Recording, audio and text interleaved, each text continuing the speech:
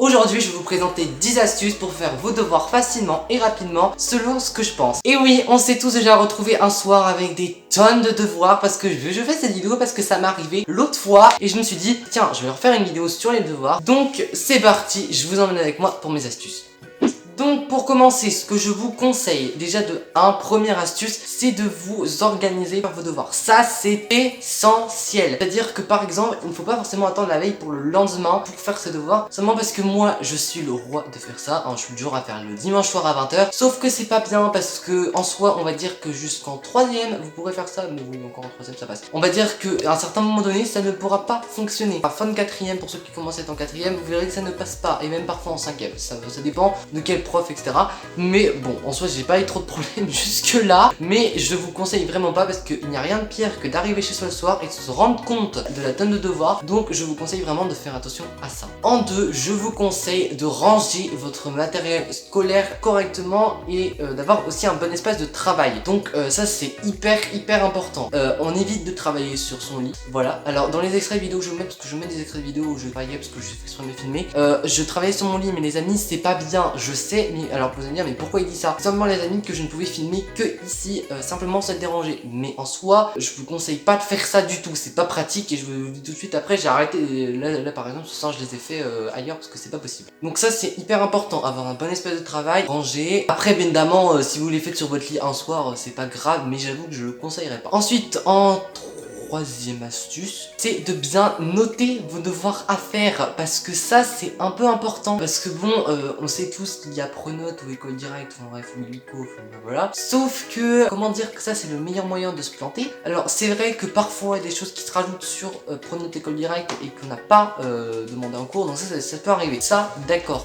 Mais du coup je vous conseille une chose, allez vérifier dans votre agenda, cahier de texte comme vous voulez, et sur Pronote ou École Directe, c'est hyper important. Ensuite, en 4ème astuce, pour les exercices, ce que je vous conseille, et moi c'est quelque chose que je fais maintenant depuis assez longtemps, pour les manuels. Par exemple, quand j'ai un exercice de maths et que j'ai besoin du manuel, ce que je fais, c'est que je vais sur mon téléphone et que je prends le manuel numérique. Je vous explique pourquoi, parce que en fait justement, on va revenir un peu sur le bon espace de travail. Le manuel, il prend énormément de place. C'est insupportable. Et du coup, moi ce que je fais, c'est que du coup, je vais sur École Directe et comme ça, ce qui est bien, c'est que je peux agrandir le manuel, etc.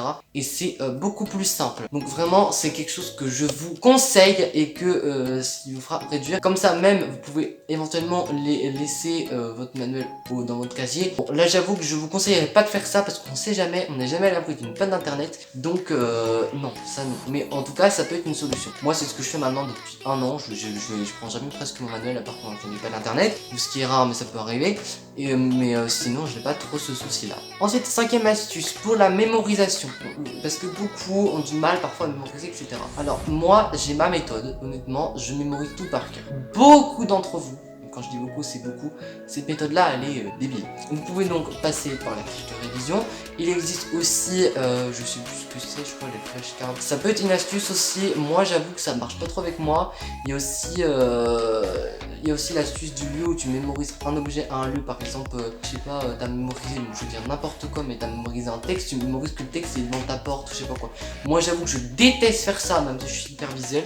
Du coup, moi, je fonctionne au mot à mot quasiment. Bon, j'avoue que je suis pas non plus dans les différences ou un et ou un mais à part conseil de définition, mais sinon on s'en fout un peu. Mais voilà, donc ça c'est aussi quelque chose que je vous conseille très fortement. Vous trouvez votre méthode parmi celle-là, peut-être que vous avez une méthode complètement qui n'est même pas dans ce que je veux dire. Moi je dis juste les méthodes de base. Ensuite, 6ème astuce, c'est tout simplement, là on va plus parler pour les brevets blancs, même si je vous referai je pense une vidéo sur les brevets. Pour le brevet les amis, il faut être au taquet quoi. Attendez pas la dernière semaine pour commencer à réviser. 7ème astuce. Du coup, je vous conseille, ça la même chose qu'au 6 mais c'est un peu différent quand même. Révisez régulièrement vos cours et ça c'est hyper important, sauf si les chapitres sont très courts, là j'avoue que ça ne sert à rien, mais si vos chapitres sont très longs et que vous n'avez pas révisé, bah c'est un peu bête de réviser la veille pour le lendemain.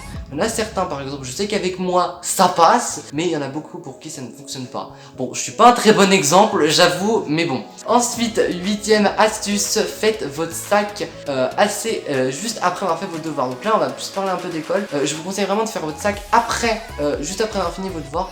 C'est juste pour éviter d'oublier un cahier, parce que ça arrive très vite, on va pas se mentir, et ce serait bête. Et du coup, 9ème astuce, vérifiez bien que vous avez tous vos cahiers avant de rentrer chez vous, parce que ça serait bête d'arriver chez soi et de se dire oh mince, je n'ai pas ce cahier, je ne peux pas faire mon exercice. Faites attention. Et 10ème astuce les amis, c'est de ne pas se mettre la pression. Ça c'est hyper important. Faites vos devoirs comme vous pouvez. Ne vous forcez pas à avoir temps 20 au contrôle, etc. Ça ne sert à rien. Tant que vous travaillez et que vous êtes satisfait et que vous savez que vous ne pouvez pas forcément faire mieux, eh bien c'est très bien. Donc voilà pour cette petite vidéo astuce. Bon après les amis, ça reste aussi, il faut trouver votre méthode à vous. Moi je dis ce que je pense.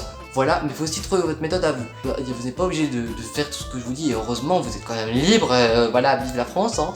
Heureusement. Du coup, j'espère vraiment que ce concept vous plaira, et j'espère que peut-être pour certains, ça les aura aidés. Bon, j'ai pas dit de beaucoup de choses originales, c'est vrai, mais voilà. Du coup, j'espère que cette vidéo vous aura plu, et je vous dis à très bientôt pour une prochaine vidéo.